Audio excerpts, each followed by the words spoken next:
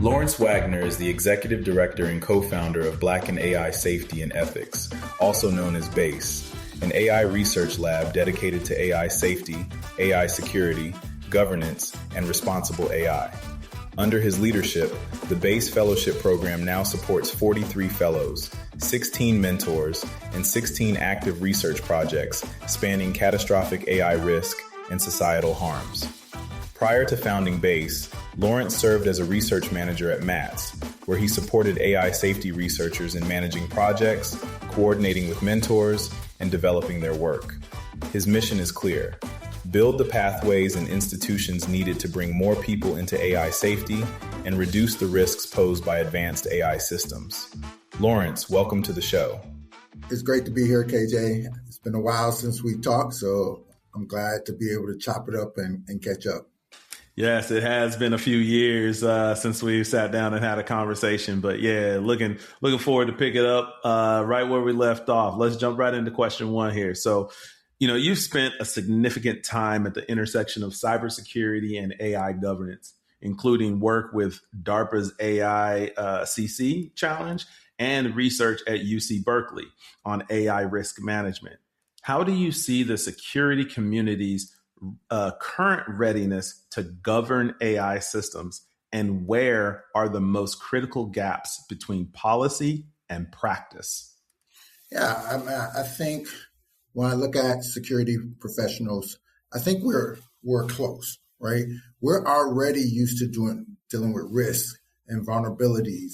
We're used to dealing with like resiliency and complex systems, and so I think when I look at that, I think we're almost like there. I think where we fall short is looking at how AI and frontier models and how fast they can actually see things and break things and move faster than some of our most advanced cybersecurity professionals. Right. And so we can look at Mythos from Anthropic, right? That's the buzz out there, and like how they found all these 0-day and all these critical systems and all these vulnerabilities. But actually the vulnerabilities have been there. We've known they've been there, but like Mythos said, I can exploit them a lot faster, right? And I think when we look at governance, right, We've talked about governance. We have gone to CEOs. We've gone to boards and said, governance, risk, compliance. We've already started trying to have this conversation. Now you're going to have this conversation, because just like with GRC, you cannot put AI governance on the shelf and don't implement it. You cannot say, oh, we got this like nice little file. We got this nice little policy we can show the regulators. You can't just do that, right? Like if you don't know how to implement that, like people and systems are going to be vulnerable and data is going to be out there. There's a lot of things that AI security has to step up, but there's a lot of things that these frontier labs and these models, right? So like these bad actors, remember, they still only have to find one way in. And Now they have a bunch of tools that they can use. And if you're not protecting your system, and I'm not just saying with tools, you need to have like how you're going to react. You need to have some kind of governance and a way to implement it. Like do some drills, do some practices with that.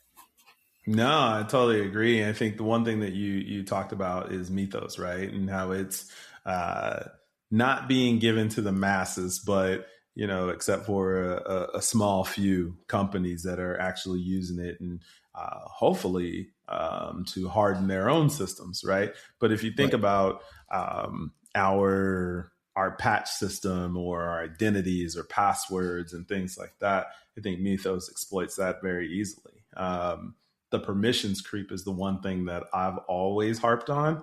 Is you can have been at a company for 10 years and you've moved up the ranks, but I can almost with a 99% guarantee, we can go back to your permissions, and those are the same permissions that you had on day one, right?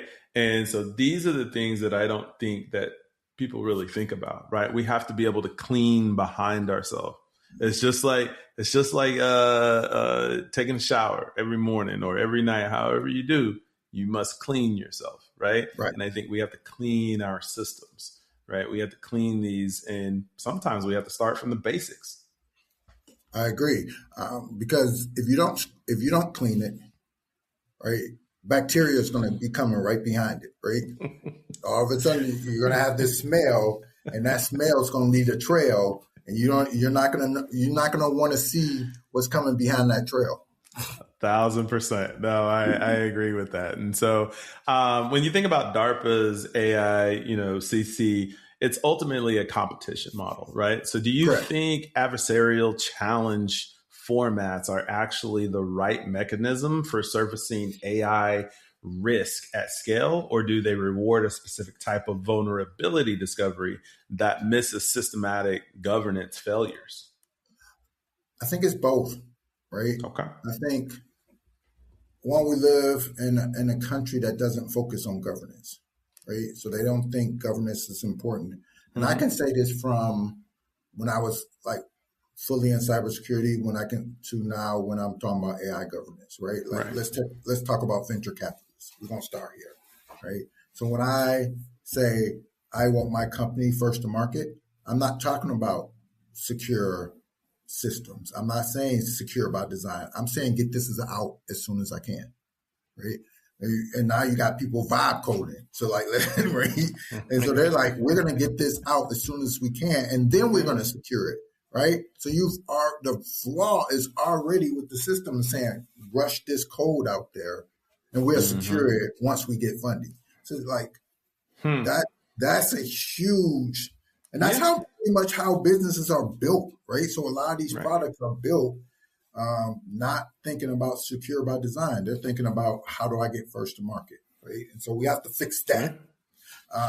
Two, we gotta governance have to be right. It can't be like this scary thing. Like it can't be this thing. Again, it can't be like a trophy, so I can show every auditor that I have it, right? We have to literally think about when we're thinking about governance, we're thinking about GRC. We have to think of this as a way when we're building our strategic policy, when we're saying this is how our company is going to act responsibly, like this is who we are, like that stuff needs to be baked in there, right? And so you're thinking about it you're not thinking this as a cost model. You're like, our business can't be successful unless these documents are part of our core and who we are.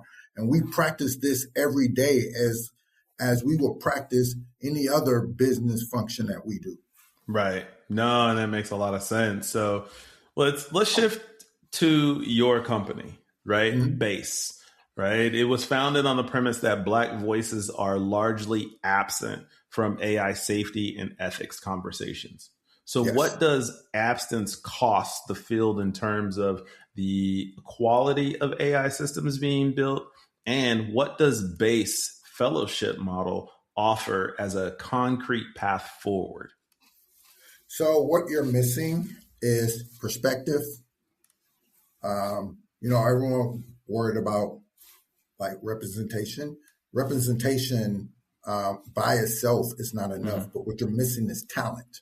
What you're missing is thought process. What you're missing is ideals, and you're missing it from a culture standpoint. Because if only one group is driving a bus, they can only see a part of the road, right? They can't see the whole world, right? And there's people missing at these critical junctions, right? And so what BASE does is we're a research lab, right? And so our research lab is building a pipeline for Black researchers and professionals to actually get into AI safety, we're building a table for Black people to go into this field, to be able to make changes, to have a voice, right?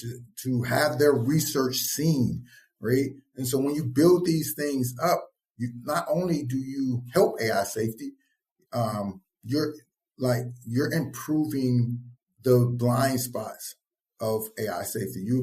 Because models think a certain way, right? So models can only think about different things that's put in the data, right? And so if a model's missing data about Black people, right, then that model is flawed. Or if it only sees Black people in a certain light, the model is flawed. That's why we have like bias in our models, because certain people built, Western people built models and they excluded everybody else, right? And so we can't continue to make these mistakes, right? And this is why it's important to have Black people as senior leaders in both cybersecurity and AI.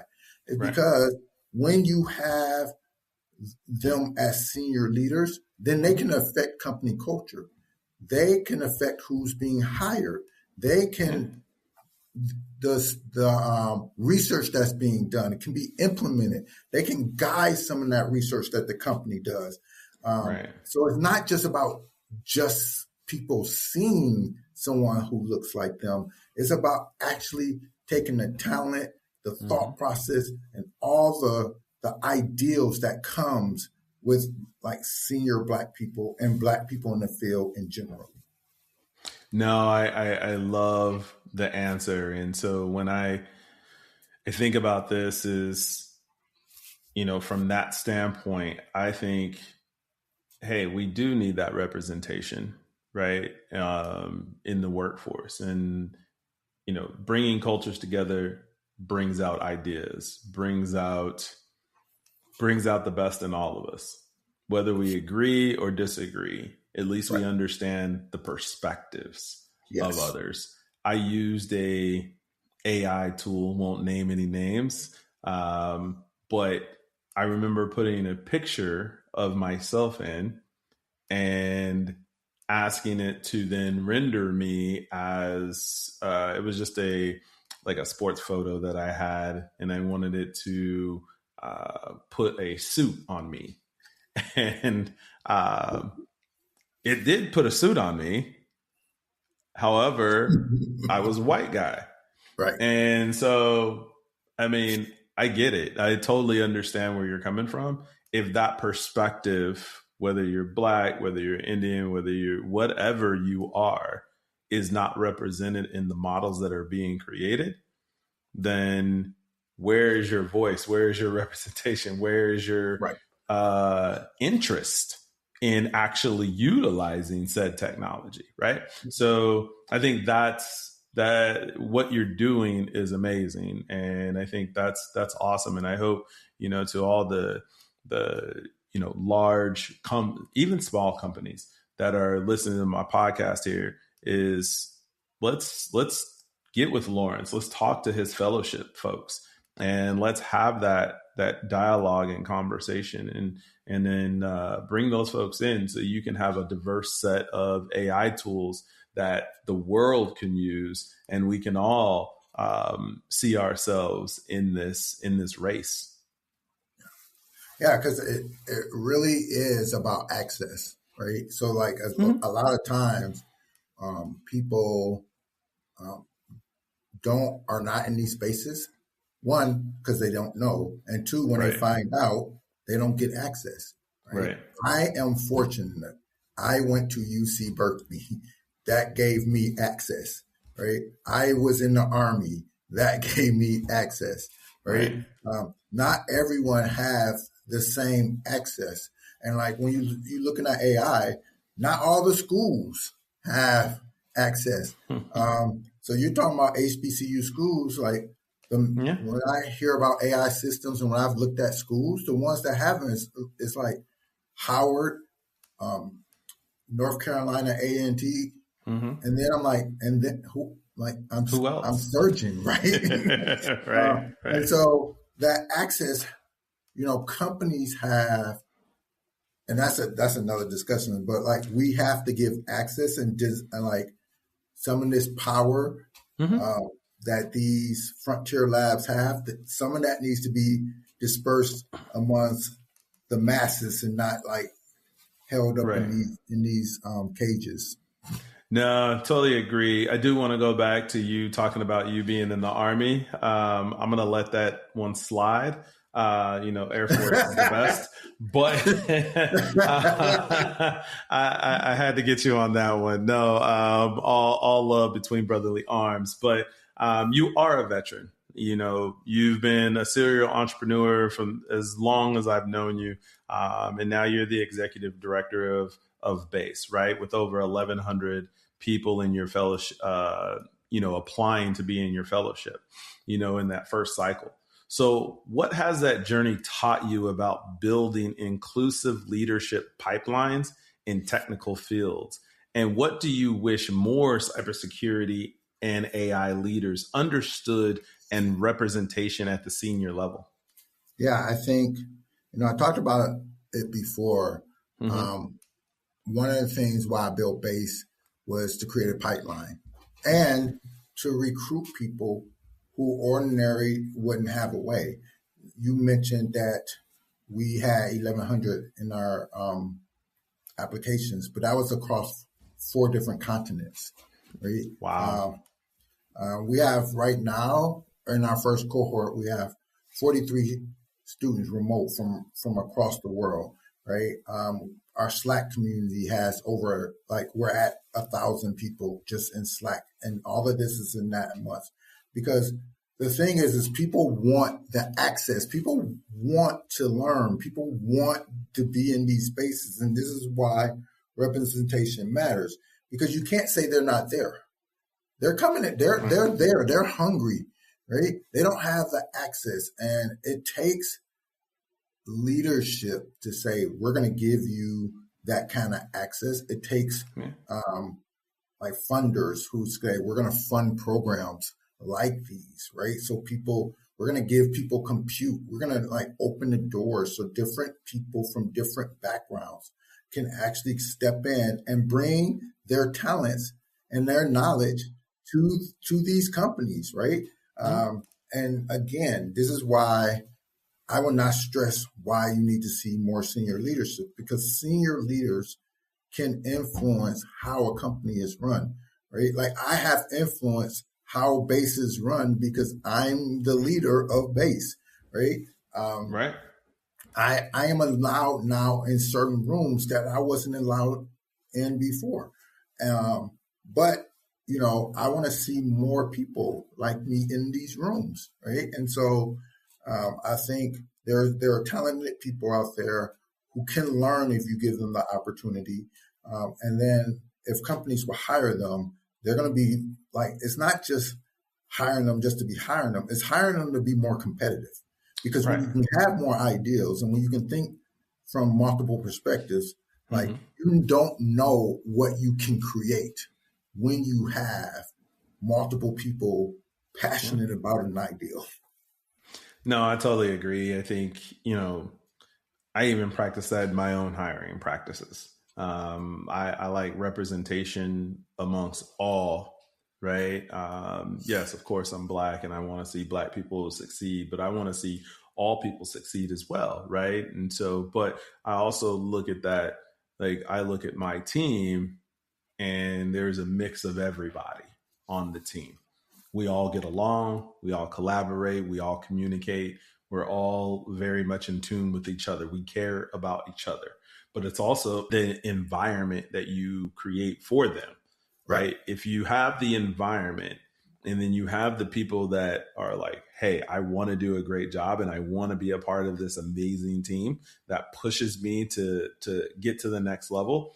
Yes, BASE is doing that and bringing the voices that haven't been heard, maybe from different parts of the world or the small towns where they don't know how to get their voice out, right? But now they come to BASE and they're saying, wow, the things that I was thinking of as a kid can now come to fruition, right? I think that's very powerful what you're doing over there, Lawrence. And so I really look forward to seeing you, doing some more amazing things, across the timeline, right? And yes. Love the fact that I have a direct connection with you.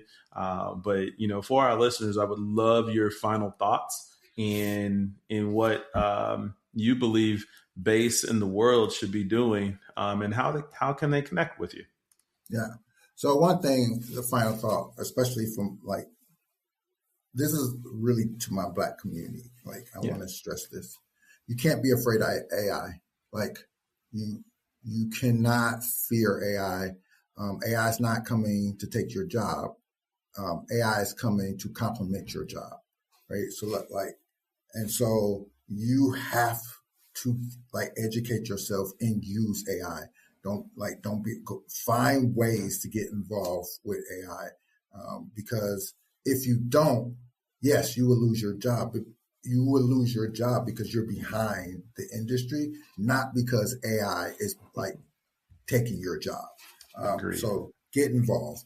You can reach me at LinkedIn, Lawrence Wagner. Where our website is www.baseresearch.org. I'm on there. I love meeting people, and I love sitting out and sharing with you about Base, our community. But I also want to kind of piggyback on KJ. Like, we have this big, giant Slack community, but it's not all Black people, right?